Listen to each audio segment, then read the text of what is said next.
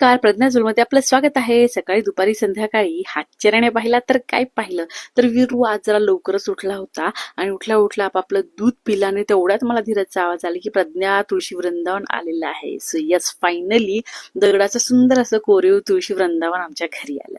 Actually ही mummy पप्पांची धोंडेचं gift आहे आमचं आणि त्याचबरोबर विठ्ठल रुक्मिणीची मूर्ती पण आहे, पण त्याची स्थापना मी नंतर करणार आहोत. सो छान असं दादांनी एवढं हेवी होतं की दोघांनी त्याचे 6 पार्ट करून आणले आणि मस्तपैकी असेंबल केलं आणि आमच्या बाल्कनीचं छान असं अंगण झालं आणि त्यात ही सुंदर असं तुळशी वृंदावन. मग सोबत त्याने एक खलबत्ता, दिवा आणि जातही दादांनी दिलं. मग आम्ही तुळशीची पूजा केली. मी आधीच रोप आणून ठेवलेलं होतं.